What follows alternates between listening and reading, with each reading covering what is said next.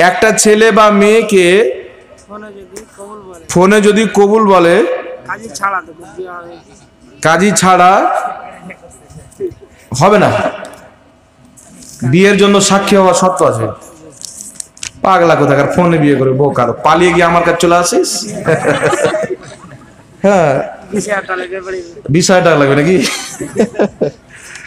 যাক, ওই কাজ কেউ করবেন না। মা বাপ আপনাকে 20 বছর 12 বছর 18 বছর মানুষ করেছে, একটা তাদের আশা আছে, তাই না? তো একটা ছোট্ট মেয়ের মহব্বতে মা বাপকে ছাড়া যাবে? একটা ছেলের মহব্বতে মহিলারা মা বাপের মহব্বত ছাড়া যাবে? তাই মা বাপ মানুষ করেছে, আপনার কি ভালাই মা বাপ চাইতে বেশি আপনি জানেন না। তাই মা বাপের কথা মনে। এখানে লিখে আছে নাইটি বলে নামাজ হবে কি হবে না? জি হবে, পুরো শরীর ঢেকে যদি তারপরে চাদর সুন্দর করে দিয়ে যদি নামাজ পড়েন হবে, অসুবিধা নেই। এখানে কি আছে? এটা হানাফি নাকি? হানাফি মেয়ের সাথে সাইফি ছেলের সাথে বিয়ে হলে হানাফি মৌলানা বিয়ে পড়াতে যাই না কেন? এতক্ষণ শুনলেন না? আচ্ছা বলেন তো, আপনাদের ইমাম সাহেবকে কেউ যদি মা তুলে গালি দেয় আর তার পরাদিন তার বিয়ে হচ্ছে, তাহলে মৌলানা সাহেব বিয়ে পড়াতে যাবে?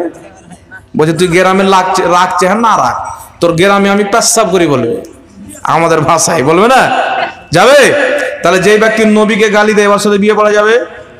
কোন ইমাম যদি কোনো বদ আকিদার সঙ্গে কোনো সুন্নি সাহিউল আকিদা মেয়ে বা ছেলের বিয়ে পড়িয়ে দেয়, ওই ইমামের পিছনে নামাজ পড়ে হারাম।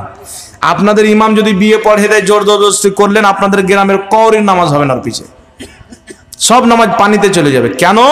তারা বলেছে নামাজের মধ্যে জেনার শরণ আসলে নামাজ হবে, গরুর শরণ আসলে নামাজ হবে, গাধার শরণ আসলে নামাজ হবে, আমাদের নবীর শরণ আসলে হারাম হবে, নামাজ হবে না। বলেন এটা নবীকে গালি দিল না? তারা বলে নবীর পিতা মাতা জাহান্নামী, নবীকে গালি দেওয়া হল না?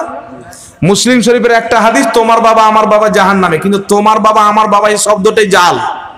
যিনি বর্ণনাকারী উনি সত্যবাদী ছিলেন, কিন্তু এই শব্দটা বাড়িয়ে বলে দিয়েছিলেন, এটাই ইমামগণ ফয়সালা দিয়েছেন। আর এই গাধা একটা জাল শব্দকে নিয়ে নবী পাকের পিতা মাতাকে জাহান্নামী বলে, নাউজুবিল্লাহ বলবেন না?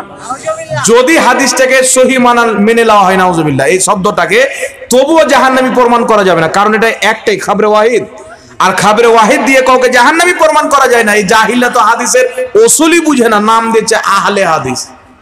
আমি বলি হাদিস চোর, কত হাদিস চুরি করে আমাদের সামনে যেদিন বসবে ইনশাল্লাহ দেখিয়ে দেবো। তাই বেরাদ ইসলামের আল্লাহ রসুলের গুস্তাখ, এদের আকীদা হলো আল্লাহর হাত আছে, পাও আছে, কুনি আছে, নাক আছে, সব আছে। বুঝতে পারলেন? হিন্দুদের আকীদা এদের আকীদা এক, আর ইসলামের আকীদা কি? আল্লাহর আকার নেই, আল্লাহ নিরাকার। সুবহানাল্লাহ বলেন। তাফসিরে রাজের মধ্যে লেখা আছে, তাফসিরে মাতুরিদির মধ্যে লেখা আছে, কেউ যদি আল্লাহর আকার মানে সে শিরিক করলো, কুফরি করলো। আল্লাহর আকার যে মানে ও মুসলমানই না, তো একটা অমুসলিমের সঙ্গে মুসলিমের বিবাহ হবে? হবে? জোরে বলেন। আমার নবী এমনি বলেছে 73 ফিরকা হবে, 72টা জাহান্নামী, একটাই জান্নাতি।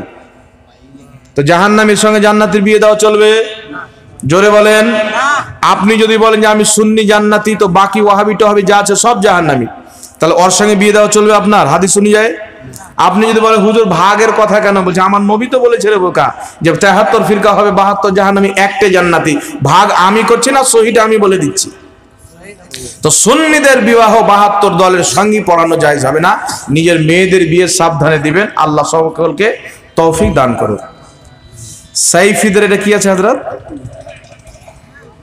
ধরা ফাটা না কি আছে এটা? সাইফিদের গরু কাটা। সাইফিদের গরু কাটা হানাফিরা খায় না কেন? জি ওয়াহাবি, আমি বুঝে গেছি, এগুলো আমাদের পাস করা, মানে ওয়াহাবিদের জবাই করা গরু হানাফিরা খায় না কেন?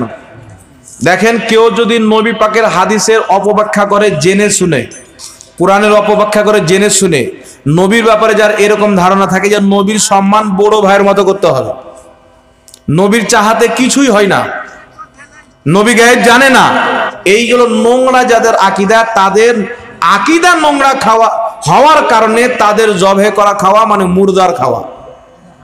বুঝতে পারলেন কথা? এই জন্য ওদের জবে করা খাওয়া যাবে না। আপনারা বাঁচবেন, অবশ্যই বাঁচবেন। ইমান খুব কঠিন জিনিস ভাবছি, মনে করো ওরাও নামাজ পড়ে আমরাও নামাজ পড়ি, তো তফাৎ কি? তো ইবলিসও তো নামাজ পড়তো। আপনি 30 বছর পড়ছেন, ইবলিস 6 কোটি বছর নামাজ পড়েছিল। কত বছর?